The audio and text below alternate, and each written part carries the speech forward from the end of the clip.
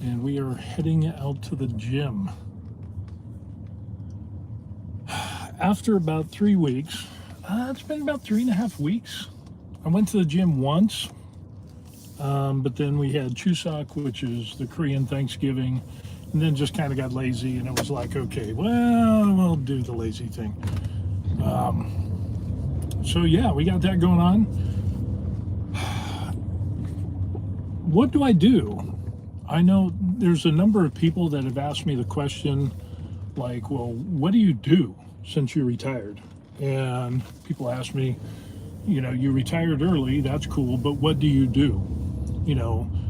And I'll get people that will say, well, I just don't, I can't be retired. I have to do something. Well, obviously, you end up seeing people that are retired, whether they retired early or normal or late or whatever it is, and they end up doing absolutely nothing besides getting fat and drinking and smoking and whatever, and that usually doesn't end well.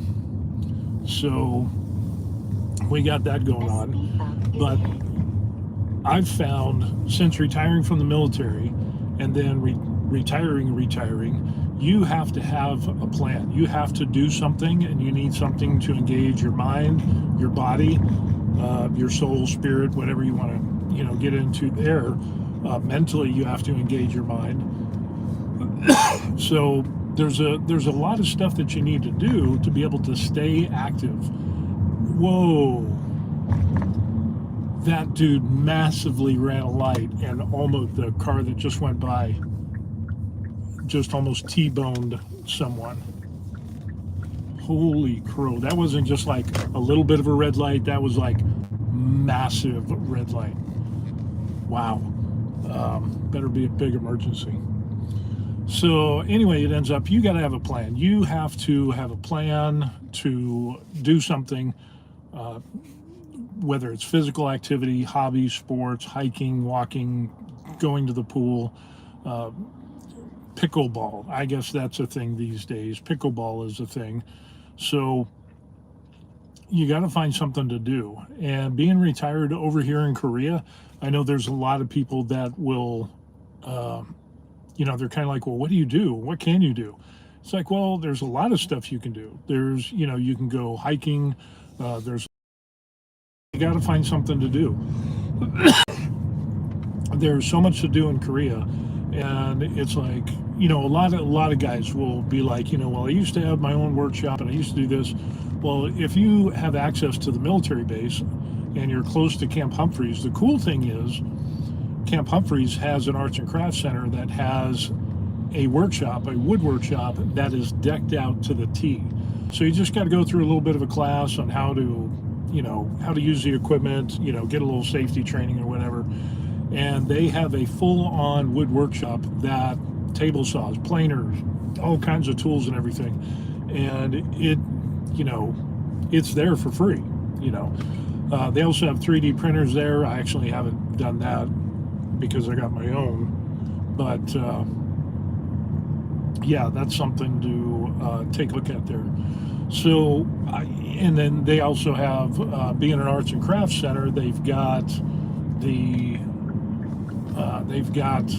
like arts and crafts, clay, pottery, they've got resin, they've got paints, they've got a bunch of cool stuff that you can end up doing. And they've got classes, they got so many classes on that. There's also an auto crafts workshop, so if you're, need to work on your car, they have all that stuff. So that's another good option as well. And then there's some volunteer opportunities on post on Camp Humphreys. So again, there's a lot of different things that you can end up doing. I know there's a lot of people that are into photography, hiking, and then there's always some Korean get-togethers with language classes and language groups that you could find, where people get together and practice English and Korean and so on and so forth. So that's an opportunity as well for those of you that are here in Korea. Because a lot of times it seems that people who come to Korea, especially in the situation similar to us, is one spouse is an American, the other spouse is Korean or has Korean ancestry, and you live in Korea. So for one person it's easy. For the other person, you might miss some of the things that you used to have in the United States. But then again, there's also some Koreans who have been in the States so long, and they miss the States as well. So I guess what I'm saying is you need to carve out your little niche and find some stuff to do in Korea to keep you engaged. So for me, it ended up, got into resin printing, got into 3D printing now, and then, doing some cosplay stuff. That incorporates painting and making models. I also make models on Tinkercad and post them and print them out and stuff and offer those for free. So that's kind of fun. And yeah, just a lot of different things that you can end up doing when it comes to finding stuff to do. So yeah, it just comes to the point of where you need to find something. You need to find what you're good at. Now, I have noticed the difference between people in Korea versus people who are retired and in different countries, in other countries like Philippines and things like that. It seems like there's larger expat communities in those areas, and of course Thailand, Philippines, some other Asian countries that have retirement visas, and those end up there's more social activities for that. And what I've noticed in Korea, there's not a lot of us here in Korea that retire here, because Korea doesn't have an inexpensive retirement visa like other countries do. I think the retirement visa for Korea is like, you have to invest like $500,000 or whatever, and then you have that. Go through here.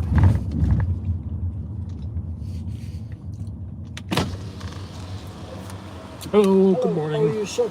Good. You? Yeah. Thank you. Thank you, sir. you. You too. 감사합니다. Yep. So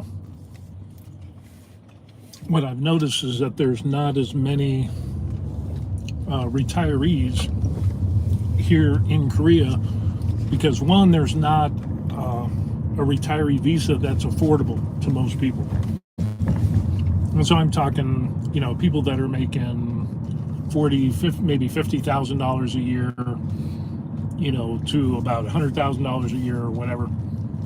The people that are below that investment level of just dropping $500,000 to invest in Korea, and then you have to have a place to live, and then you got to have an income requirement and stuff like that, and I can't remember what that is, so to get that visa. So for us, it's very different, because my wife has Korean ancestry. She has the F4 visa, I have the F1 visa, and that's how we get to stay in Korea. And the term is good for 5 years, so after 5 years we have to renew those visas, and it's good for 5 years, so it works. But there's a lot less of us, and the retirees that I have met, and it's a pretty decent amount. Again, we're the minority here, but it ends up, the people that retire here in Korea, like us, don't mind being alone for the most part. You do have some people that are really heavily engaged in the Korean communities in the neighborhoods that they're in. They have some groups and tour groups that they go in, some towns and cities, people belong to those, but even that is rare. There's not too many people who do that. So I would say the majority of retirees that are like us, that come to Korea and retire, under that F4 and F1 visa, it ends up those people are used to, or should I say, they're okay with being alone. They're okay with, oh, nice parking on the grass there, Johnny. They're okay with being alone. They're okay with having a super small circle of friends. They don't, they're not saying that they're, socially inept or anything, but they don't mind being alone. And that's kind of a hard thing for some people. If some people, that will drive them crazy. That if they came to Korea and it's like, well, I'm going to retire and I hate being alone, and it ends up that, they don't have a big social interaction or a big social group, then that's problematic. And it kind of drives some people crazy. So for me, not so much. Honestly, with the issues I have, and my time in the military, got a little PTSD and some mental issues.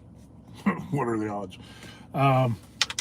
With that, I don't mind being alone, because most of the time it was just me and my wife, or me and the wife and the kid. And of course, the kid's gone, but it's just me and the wife. So we are really used to being just us. And, my family is kind of distant.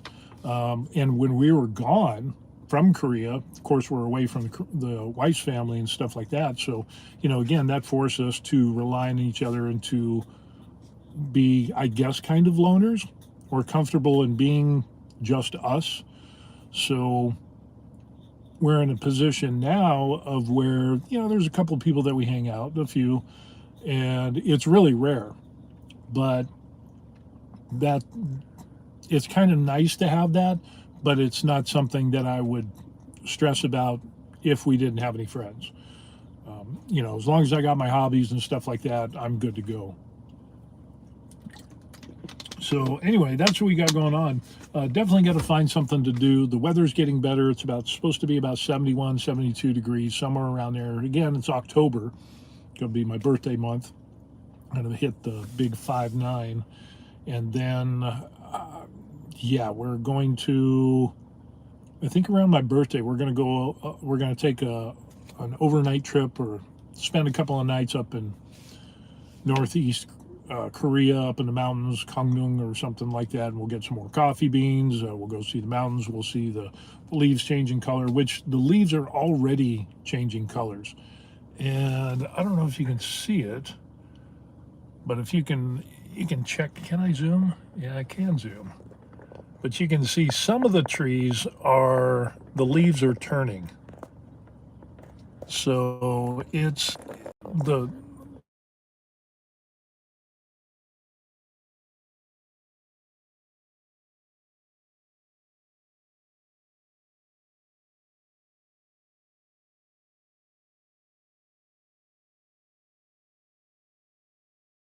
time.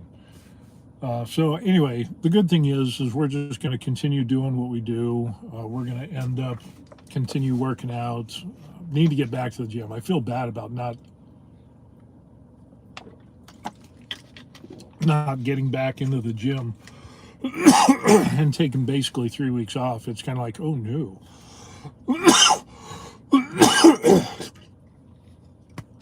Excuse me. So the wife has taken some additional time off, so I'm unsupervised today.